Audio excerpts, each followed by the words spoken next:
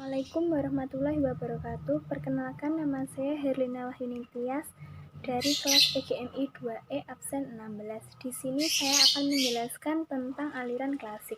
Aliran klasik merupakan aliran sastra paling kuno yang pernah berkembang di Eropa. Timbul sesudah timbulnya gerakan kebangkitan dan dimulai dari abad 15.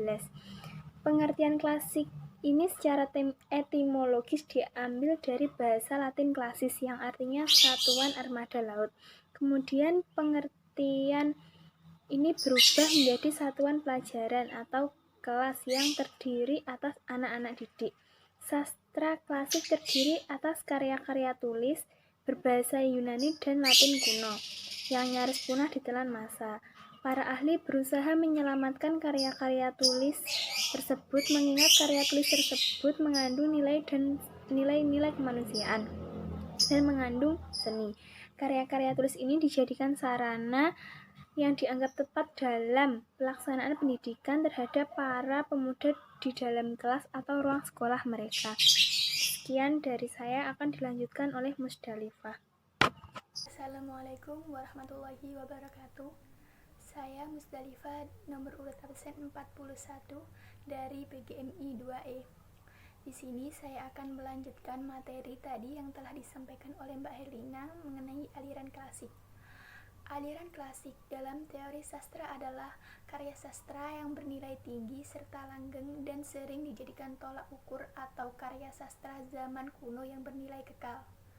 Pengertian ini kemudian mendapat dukungan dari Panuti Sujiman yang mengatakan bahwa aliran klasik dalam sastra adalah sifat karya sastra yang bernilai tinggi serta langgeng sifatnya dan yang sering dijadikan tolak ukur atau yang bercorak sastra kuno yang nilainya kekal.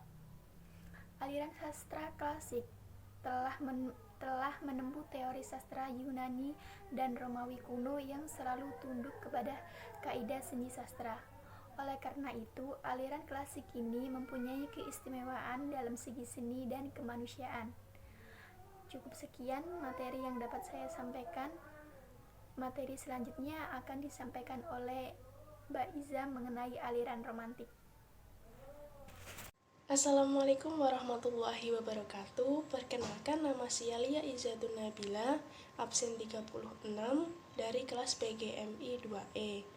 Salah satu aliran sastra yaitu aliran sastra romantik. Kemunculan sastra romantik sebetulnya merupakan reaksi terhadap karya sastra klasik, baik dalam segi prinsip maupun kaidahnya. Kehadiran sastra romantik bertujuan merombak prinsip-prinsip dan kaidah dasar sastra Yunani dan sastra Latin kuno yang merupakan embrio dari sastra klasik. Romantik berasal dari Romanium, yaitu kata dalam bahasa ataupun sastra Latin kuno yang merupakan dialek Romawi kuno. Jelasnya, bahasa Latin yang berkembang pada abad-abad pertengahan. Pada masa ini, bahasa Latinlah yang sering menjadi bahasa ilmu pengetahuan. Bahasa-bahasa Latin seperti ini cukup terkenal di Prancis, Italia, Spanyol, Bulgaria, Romania, dan Swiss. Orang-orang Roma sengaja memilih kata-kata ini untuk dijadikan istilah atau aliran sastra mereka dengan tujuan menjauhkan sejarah, sastra, dan kebudayaan Yunani dan Latin kuno yang selalu menguasai aliran sastra klasik dan yang mengikat sastranya dengan belenggu ikatan dan kaidah yang memberatkan. Menurut Hermet J. Waluyo, dasar pemikiran aliran romantik ini ialah adanya gambaran terhadap kenyataan hidup yang penuh keindahan dengan tanpa celah. Dalam aliran romantik, perasaan lebih ditonjolkan dan pertimbangan rasio sering dinomorduakan.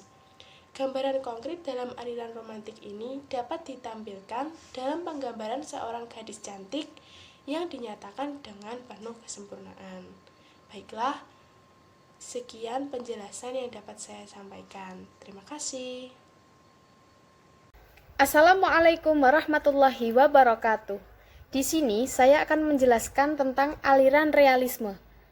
Para sastrawan dan para pemerhatiin sastra berpendapat bahwa realisme adalah aliran sastra yang selalu memperhatikan dan menulis secara apa adanya, bukan atas kekuatan imajinasi.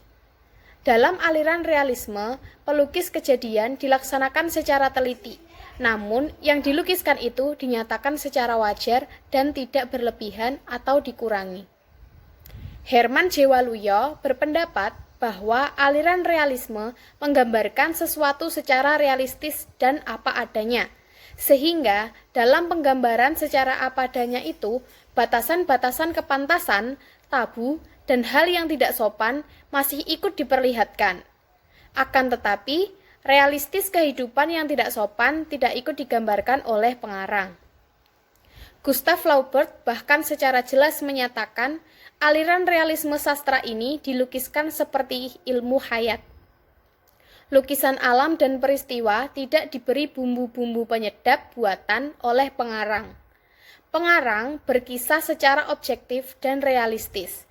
Pengarang juga tidak akan menilai baik atau buruknya sesuatu. Ia hanya akan mengatakan sesuatu itu apa adanya. Maka, pembacalah yang akan memberi kesimpulan sendiri terhadap nilai bagus atau jeleknya suatu karya sastra tersebut. Terima kasih. Wassalamualaikum warahmatullahi wabarakatuh. Saya dapat nomor 41 dari